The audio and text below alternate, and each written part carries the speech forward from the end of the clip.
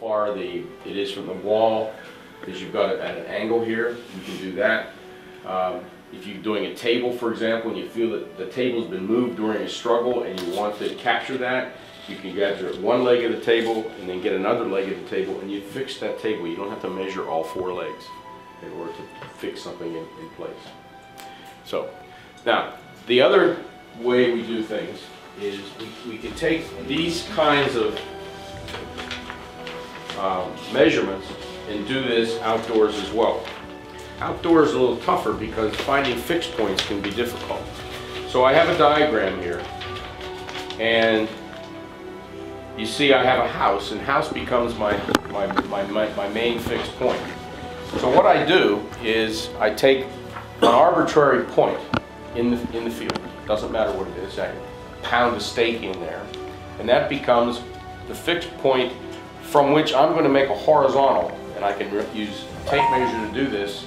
And what I'll do is I'll say I'm going to go due west, and I'll go due west, and I'll put another stake over here, and then I can put a rope between them, and everything off of that rope then can be measured either as a baseline method or triangulated. There's another diagram which shows you how you triangulate it.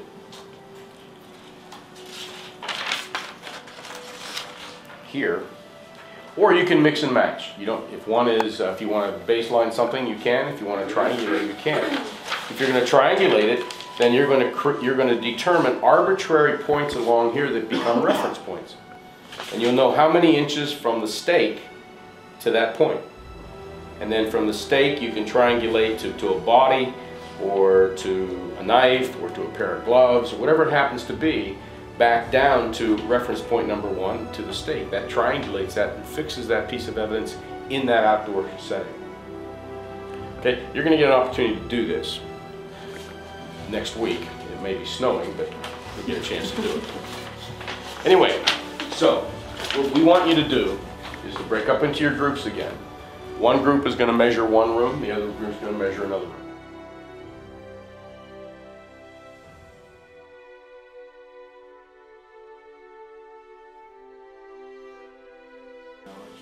Which is why I said this will be great. This is 53 inches.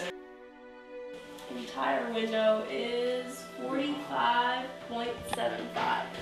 This is construction. 26. Do this too, right? Well, you're only going to have to do that if you're doing a shoebox kind of drawing. Oh, yeah. Out, because otherwise you're not going to be able to tell there's a window there. So unless there's blood spatter on the wall that's important to your drawing, you're not going to have to do a shoebox drawing. You're going to want that measurement, so get that one first. 18.5. And then make sure you get the depth of it. And you're going to want to measure the corners from, or the width, whatever you want to call it, depth, because it's coming in. 17.5.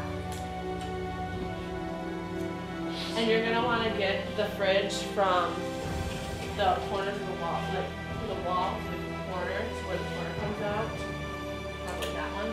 That way you have a relation to when you're drawing your sketch, you have an angle.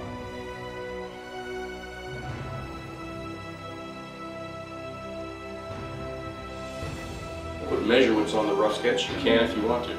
But after you get back to your dorm, or after you get back to the precinct, the police station, you create that rough sketch into a finished copy, which is to scale.